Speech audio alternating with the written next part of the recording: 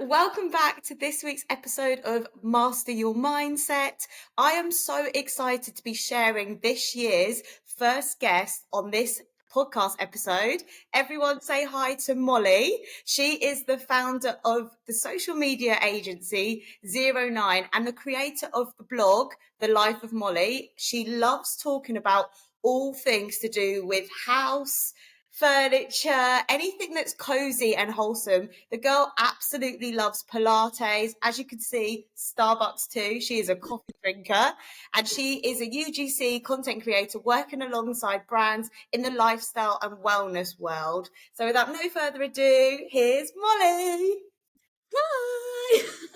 I'm so excited to have you on. Literally from like the moment we had the initial call, I was like, that girl's going to be my friend. Yeah, Like, your energy is just so good, Molly. bell chatting. Like, we were meant to have like a 15-minute chat and it turned into like an hour just talking about everything. Like, it was ridiculous. Made a friend for life, I feel. So, Molly, like, tell us a little bit about you, because everyone who listens to this podcast is listening for a reason. And I want them to know how incredible you are and like what you're about. So please go for it. Thanks. Well, so a bit about me. Like you said, obviously, I do a bit of everything at the moment. I feel like that's just my life, from obviously creating my own kind of socials, doing social media for like agency, like work, so working with like lifestyle brands. And then alongside that, I also like do shift work to pay the bills. I recently moved out, and by going freelance, I mean, reality is you've got bills to pay, council taxes, a little bit of a shithead.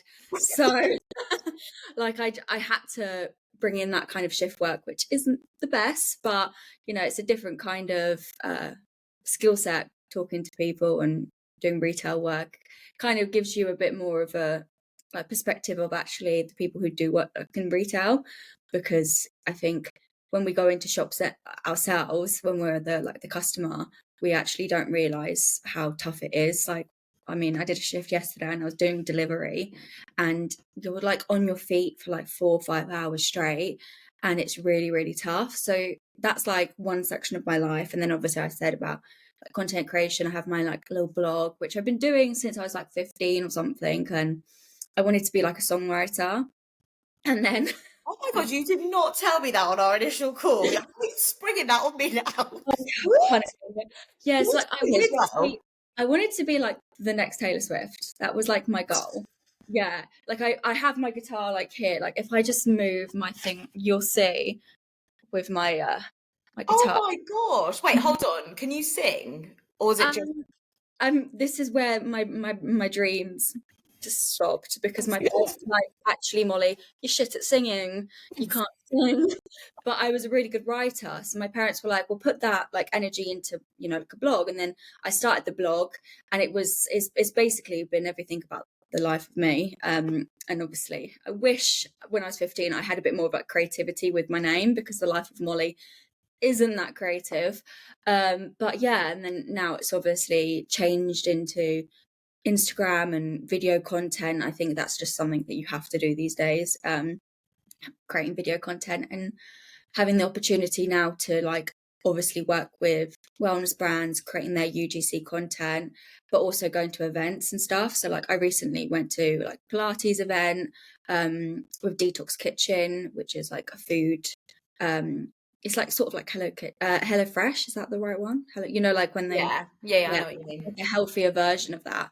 So yeah, like I've had that opportunity based off like the blog. So if that's like one thing, if you have like a dream as a kid and like your reality is that you're not going to be able to, I was never going to be the next Taylor Swift, unfortunately, but I use that skill set into what I now do as a career. I think that's just like sort of an oomph to like just continue to do it, and maybe just think of how you can utilize those skills in a different way, if that makes sense. I completely agree with you. And I think it's a skill in itself to be able to pivot. And if something doesn't work out for you, to be able to turn around and be like, okay, well, that didn't work for me, but instead I can do this and I Yeah, can grow and learn and take the lessons from the past experience that didn't work into something now which is more suited to me. So I think like as you get older, you realize that not everything and not everyone is going to be for you, but yeah, there are lessons that can be learned and things that can be taken from those experiences. to be given into something new, which does actually work for you. Yeah, definitely. So obviously, Molly, this podcast episode is all about navigating your 20s, and your girl here is way past her 20s. I'm 31. Like, when I was younger and someone would tell me they were 31, I'd be like, oh my God, you are so old. Also, you're 31. I know. What the fuck are you doing to your skin? Maybe a little Botox up. I was like, is it angel juice or something? Like, what? No, I'm half Filipino. Those girls have good genes. So, yeah. I'm just ethics through and through, so unfortunately, it's not going to be much good for me. Well, you need to give us your insight because you're actually living your 20s right now, aren't you? Yeah. So I want to hear everything from relationships to anxiety to not thinking you're good enough to friendship groups to building confidence. Like, give me it all. I want to hear everything from you. I think the one thing I would say about the 20s is I think everyone in your 20s is dealing with shit. And no one actually knows what you're going on. Like, it's a constant question mark, I feel. And I also feel like we're a lot of people in your 20s, even people like if you went to school with or you met at uni, everyone is at different stages in their life. Some people I know are like getting married, having kids. Some people are like, oh, I'm going to do a master's degree. Some people still live at home with their parents. Some people have moved out. Some people are living their dream career. Some people are building a business. Like, it's everyone's on a different path, so it's really hard to communicate what you're going through because some people might not be able to relate. I think that one, like, that's a major. I think your 20s are really, really hard, and everyone says that. You know, I constantly get this kind of like not imposter syndrome, but also like almost like am I doing the right thing in my life at the moment? Because should I be traveling because other people are, you know, doing a year's trip to Australia, or should I be in a 9 to 5 because I need money to then, you know, have a good lifestyle, like having a home and stuff like that? Or should I be dating a lot and going out and experiencing that nightlife, even though I don't like that lifestyle? But like, there's just so much that you think you should be doing rather than just focusing on what works for you. So I think that's like a little bit of a random thought there. So, like, give us a bit more of an insight because I know that when we last spoke, you were telling me how you used to be a serial dater and there was always something you were chasing. So, for Yeah. anyone listening or watching this podcast today, if Yeah. you feel like you're in the position where you might be constantly dating in the hope to find something which is currently missing for your life, what advice would you give to that person? Spend time alone. I think like it's the most uncomfortable thing. And I think a lot of people in our, especially like the 20s, don't like it. Like I was dating a lot and I was in relationships basically all the time. Like my sister vouches for that. I say, oh, my ex-boyfriend, she even goes like, and which one are we talking about now? I'm like, all right, no need to dig me out. It's true. Like, I spent basically from like 17 till 22 in relationships, and they were serious relationships. And the last one think was probably the one that made me reconsider what I actually wanted from dating and actually why I've now decided to be single for over a year. And that is a choice. And I'm not saying, you know, I couldn't go out there and get someone. Of course not. No, look at this. But I think also it's a choice because I want to be alone and I know my sort of my values now and I know what kind of thing I'm looking for. And it's the people out there at the moment aren't giving that, and that's absolutely fine. But the reason why I think, sorry, just to like tangent on this sort of being alone, being comfortable, being on your own, I went on a trip to Bali when I was maybe 22, and I was by myself. I went to a women's retreat. I traveled alone. I was there for 2 weeks without any family and friends. Obviously, you know, you meet people there. They were all like above the age of 40 though. So it's not like I was talking about, you know, random girly stuff that we talk about in our 20s. Yeah. They were, you know, the dinner conversation was about menopause. So that's like the sort of conversations I was having. Yeah. And I was sat there and I was like, oh, okay. Like, but I had to like really get like uncomfortable sitting by myself a lot of the time. And when I came back, I realized that I actually quite enjoyed that. And I think when you're going through dating, and if you were someone who constantly needs that, I need to speak to someone, I need, affection, I need that, to then being stuck by yourself. And it does really change that like perspective as well. I also think like I've spoken to a lot of people, and people don't do things like going out for coffee by themselves, or like going on trips. I mean, I was quite lucky to go on that trip myself, but or travel by yourself or do anything on your own. Or like, obviously I live alone now, I spend a lot of time by myself, I really like it. And some people are like, I need to have friends over, I need to do that, da, da, da, da, da, da. Yeah. I think having that alone time really changes your perspective of dating. It's so true. Like the place that I live in now, I'm exactly the same as you. Like I live completely on my own, and I absolutely love my own company. Like I'm in a relationship, but having time away to just do whatever you want to do without having to try to entertain someone else is priceless. And I think until you've been in that position, like if someone had told me when I was a child, you're going to live on your own when you're older, I would have absolutely freaked out, because I was always that person who needed to have constant company. Like 5 minutes alone with myself and my thoughts, I would rather do anything else. Like even just hang out with someone for the sake of doing it. Even if I didn't really like that person, I would do it because I didn't want to be alone. Whereas now I am so particular with Yeah, the people that I surround myself with, because it's like, why am I going to give my energy and time to someone if it's not reciprocated? If I yeah, go into a situation where I'm like, I'd actually rather be alone, then aren't you wasting your time if we're just hanging around with someone for the sake of it? yeah, definitely.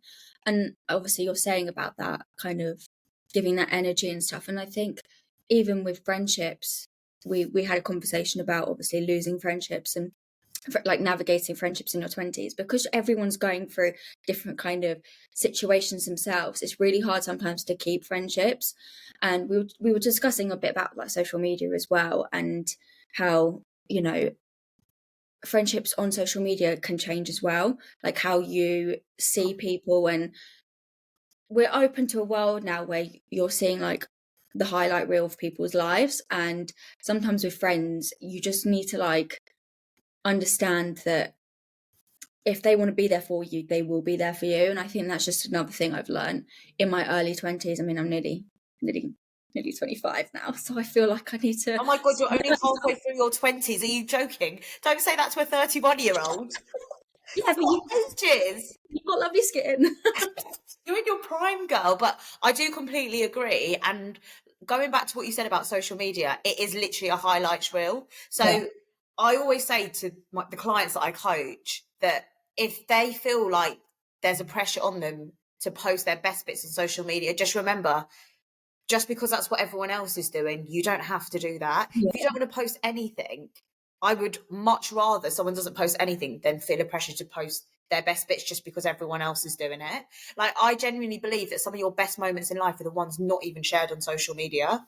yeah, yeah. I definitely agree. I think obviously it's difficult for me because obviously I made a career out of social media. So sometimes I'm like, sometimes I don't want to be in front of the camera. Like sometimes I just want to sit and I'm like, I'm doing a workout and I'm like, I've got to film this workout today, but I feel gloopy. I just want to do the workout. Or I'm sat around and I'm like, oh God, I've got to film this bath. And which I know everyone's like, what the hell do you do for your job? Filming yourself in the bath. But you're like, I just want to enjoy the bath, or I just want to enjoy that moment in time, and Yeah. not have to be like, okay, well, I've got to get X amount of angles and I've got to think about the trending music and I've got to be like you. That's just another part of when you're a content creator. I know everyone says it's so like such a dreamy job, but there are like negative parts of that. Like we spoke about, obviously I've been trolled quite a lot of times as well. And I think when you're, I think everyone nowadays is some sort of content creator, but there are so many negative impacts to it. Like my parents love what I do, but at the same time, I went out for dinner like with them recently, and I was like, oh, I just need to take a couple of pictures of the food, and they were like, I just want to eat my fucking food, and I was like, Oh my oh, God, and I don't. was, and you're like, oh, okay, yeah, fine, and I'm like, but this would have been really good content, and then I'm like, but why am I like constantly in that mindset? But yeah, I, It's I do completely relate to what you're saying. I do, because I think that when you form a habit, like think about how long we have all been on social media for. When I first got Instagram, it was like cool to put like those filters which come with Instagram on all your photos. You'd get like one like, and like you wouldn't even care because like you've uploaded a picture and that was it. But now it is all about likes. It's all about engagement. It's yeah, how many followers you've got. And there is an undying pressure on it.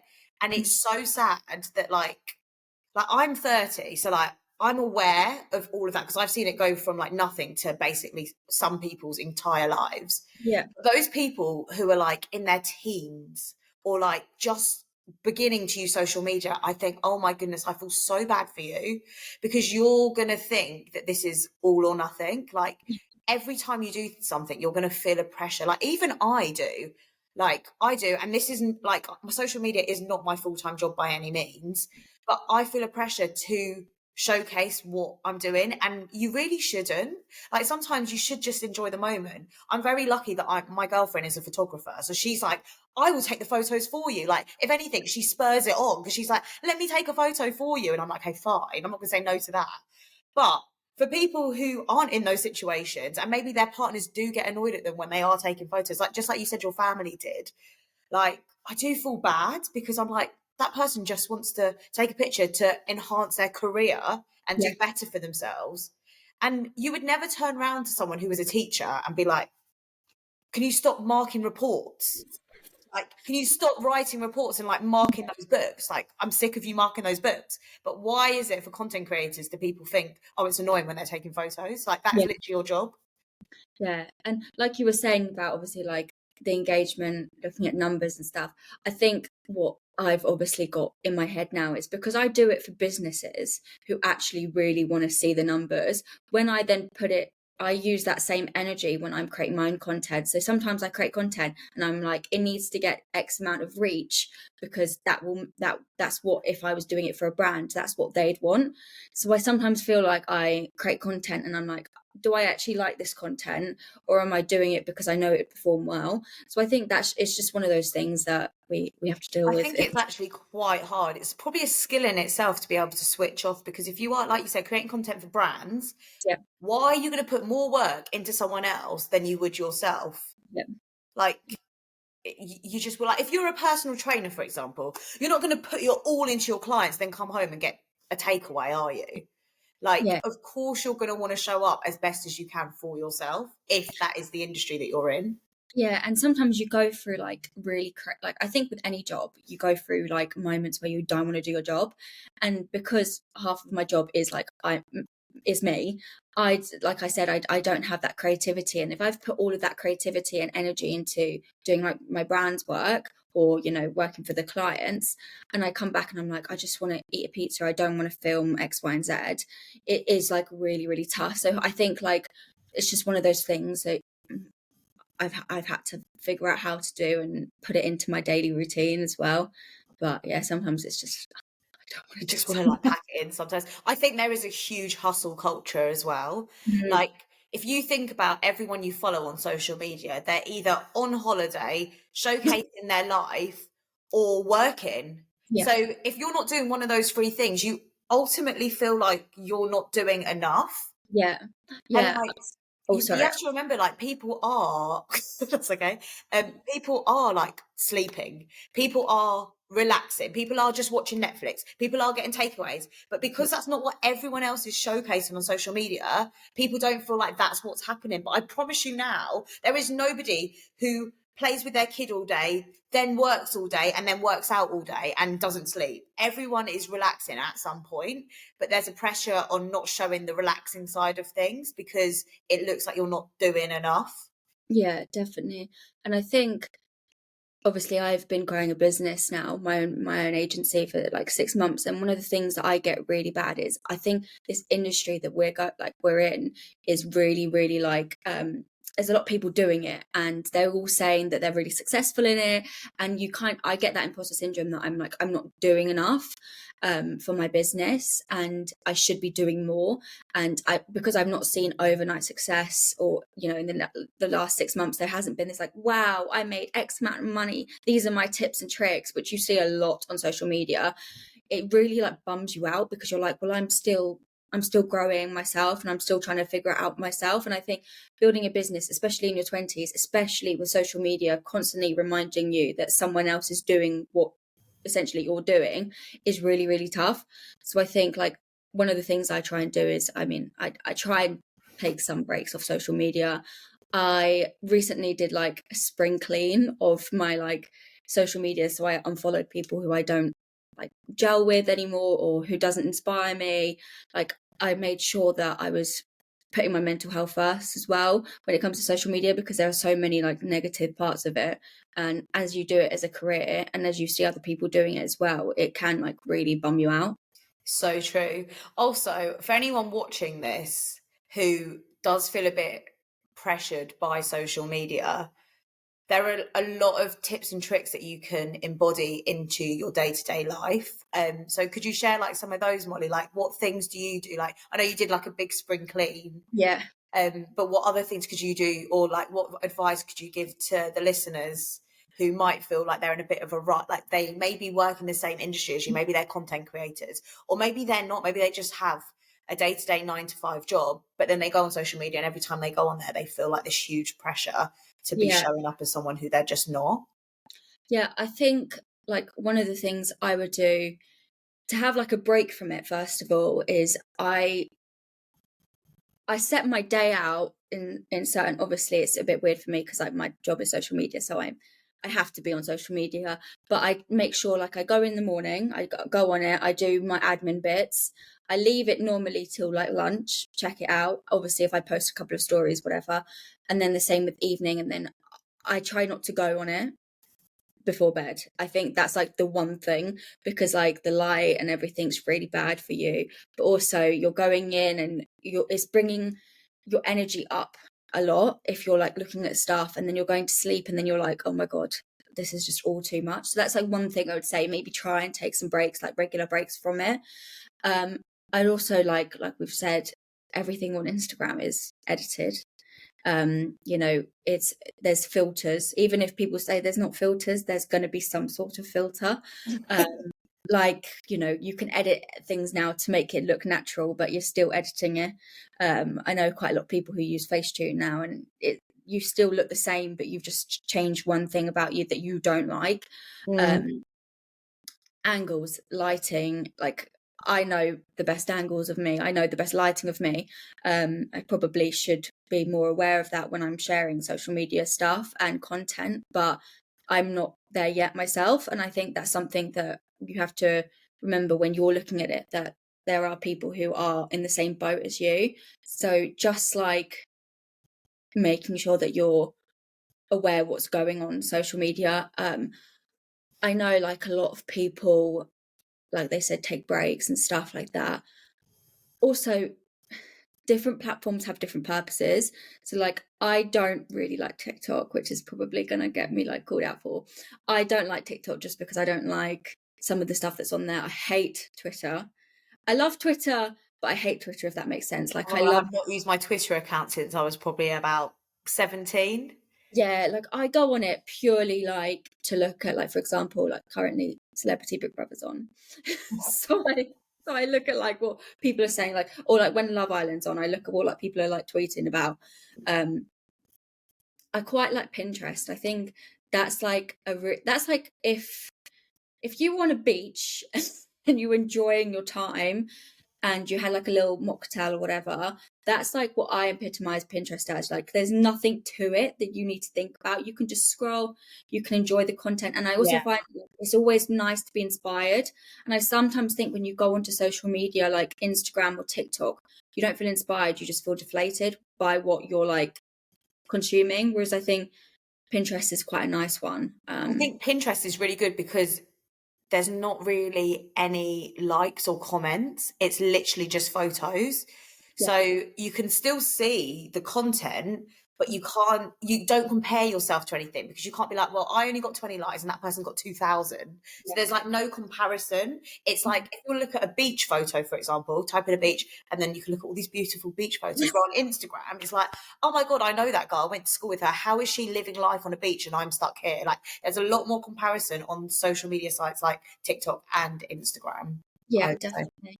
And also Pinterest is just, I just love It's Pinterest. just nice. Like, Pinterest is literally people's vision boards. Like, you Yeah. never go onto Instagram and screenshot pictures and be like, that's going on my vision board. You're like, why are they living that life and I'm Yeah. living this life? Yeah. Yeah. I got that recently. I can't remember who the person was. I think she's in like Thailand. She's at like a yoga retreat, and that's like one of my dream like things to do. And she's an influencer, so she doesn't have like a 9 to 5 job, and like she probably got paid to go out there. And I'm just sat here and I'm like, oh my God, like. I used to literally think the same way as you, because I used to follow a lot of influencers, and this is one thing that I want to like definitely say whilst we're on the topic of social media, Yeah. is if you are following people who are influencers, like big influencers who are living these incredible lives, if they don't inspire you and they make you look at your life like your life isn't worth anything, Yeah. unfollow them. Yeah. Unfollow them. There is no point for you comparing your life to somebody else's life. Like, you have no idea what their ins and outs of their day-to-day life look like. Yes, on social media it could look amazing. Yes, they've probably got a load of money, but like, at what cost? Yeah. Like, what have they had to sacrifice to get that? Because I've made so much money. Like, I'll be completely honest, in the past I've made loads and loads of money, but my mental health was the worst it had ever been. And I traded my time for money. I had no time to do anything that made me feel good. And I was like, it's actually not worth it. Like, I'd rather have half the income, but have time to do the things that I want to do, because at the end of the day, like, you can always make more money. There is a million ways to make £1,000,000, but you're Yeah. never ever going to be able to go back in time to do anything again. Yeah. So Yeah. just be like really, really, like, I don't know what the word is, but like, just really have a deep dive into like what your priorities are. Because if you're comparing yourself to people on social media, I can tell you right now, that is not helping you in any shape or form. No, and I think like going back to navigating your 20s, I think as a 20-year-old who just like experienced that, COVID, there's this sort of weird thing going on called this like pandemic skip, where like when the pandemic started and where we are now, we've like missed certain like core years of our 20s to experience things. And our mental, supposedly, like statistically, the people in your 20s had like the worst mental health to record now because of that, and because of obviously social media and every shitty thing going on in the world at the moment. But what I was like getting at is that you need to have like mental health as like your main thing that you're focusing on. And I've spoken to a lot of people, and they say, oh, I work 9 to 5 and I've got a commute and I don't have time to do things that I want to be doing.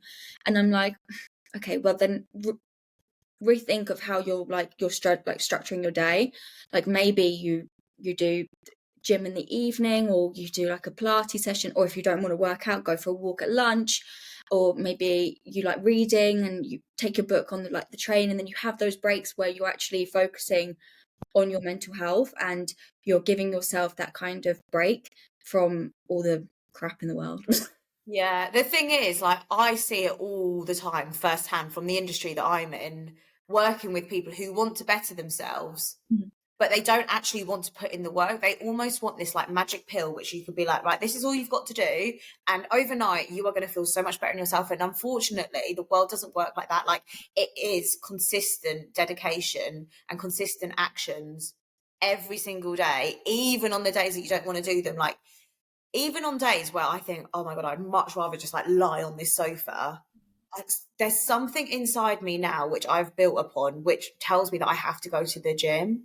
Yeah. Because I know the feeling of what my body is going to experience, all those endorphins after that workout has been done. So why would I not allow myself to feel that way And why would I rather lie on the sofa than feel all those like happy emotions and happy Yeah, endorphins? Like, you get to a point and you're like, the outcome is actually better than the shit bit before. Like, no one enjoys going to the gym. yeah, Everyone does it for how you feel afterwards, though. yeah, yeah. I think like I recently just went through like a really bad rut where I didn't want to do everything. Like I literally I was crying to my parents, I was crying to my sister. I just didn't feel myself.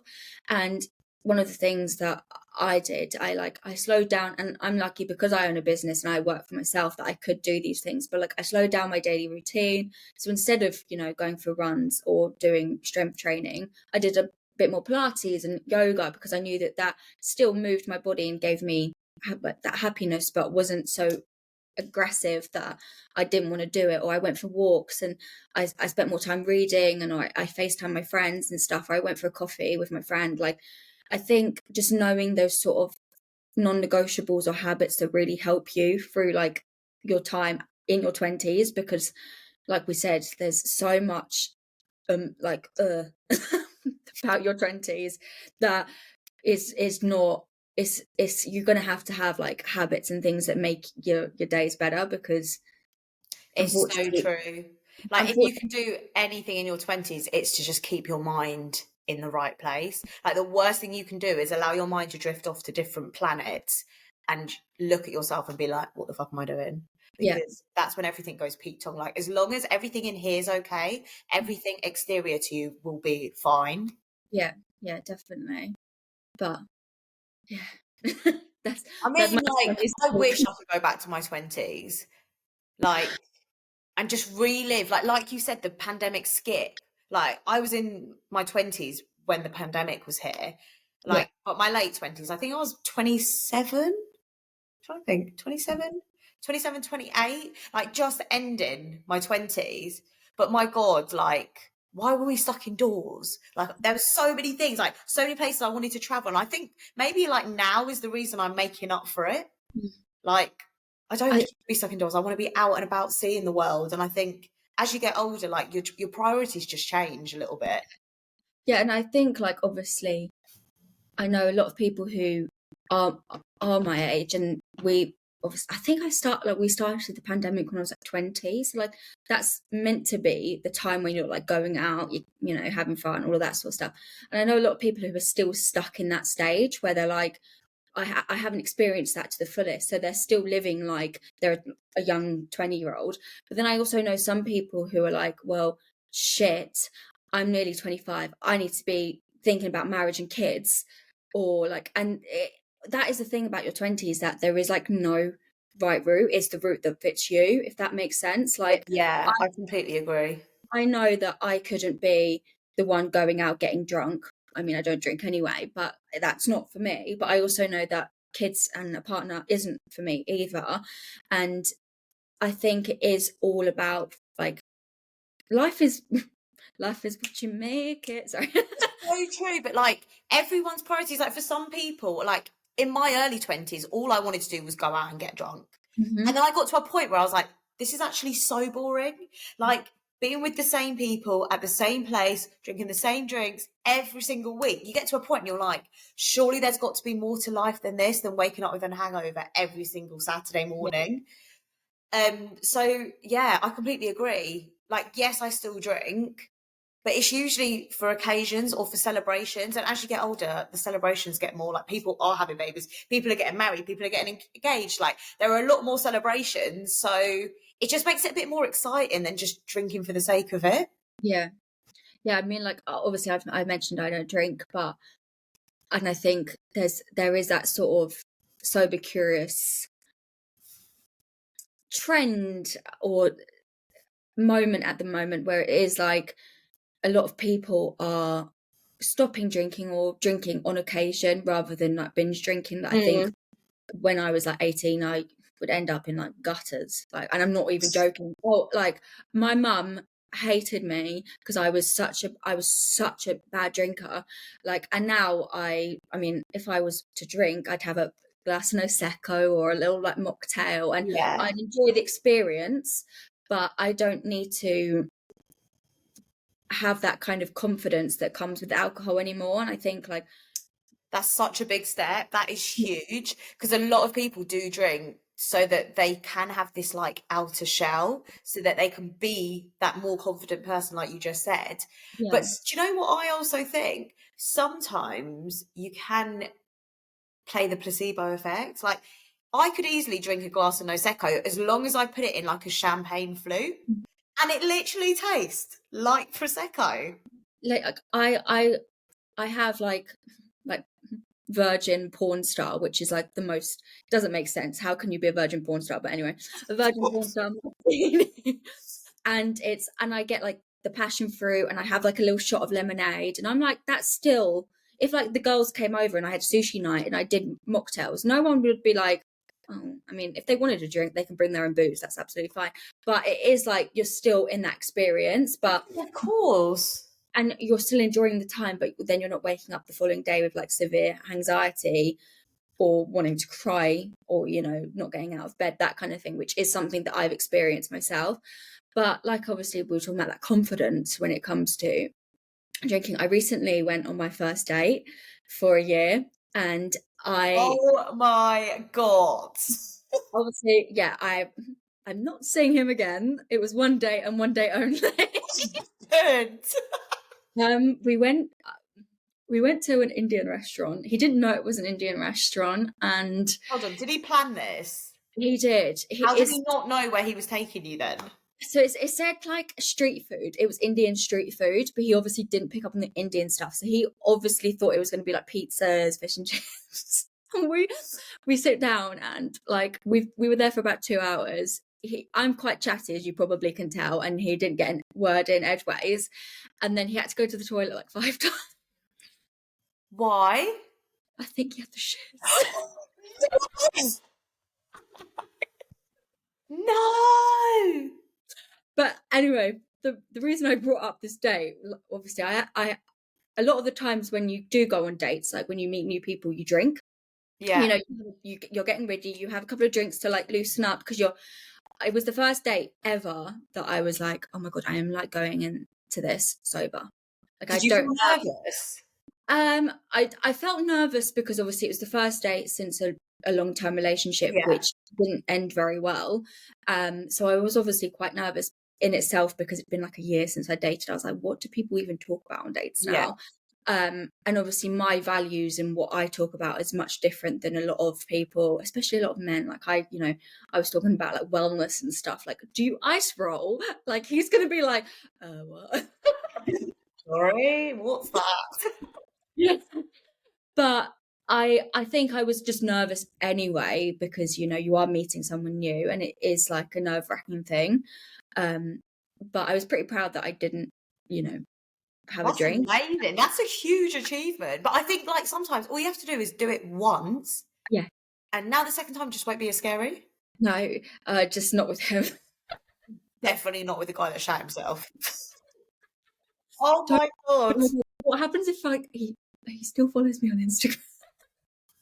So what happens if he sees this? Hopefully he's not going to get to this part of the podcast because we are 37 minutes in and hopefully he would have just watched like 5 minutes and be like, yeah, that's enough. If you are watching the guy that shot yourself, hi, nice to meet you. Oh, Molly, this has been amazing. Honestly, thank you so much for coming on to my first guest episode of 2024. I'm going to tag Molly's handle for Instagram in the show notes. So if you're watching this and want to see more of what Molly's up to on a day-to-day basis, please be sure to give her a follow. And if you want to share this episode with anyone who you think it may help, please feel free to share and tag on Instagram @official mindset coach. We can't wait to see you next week.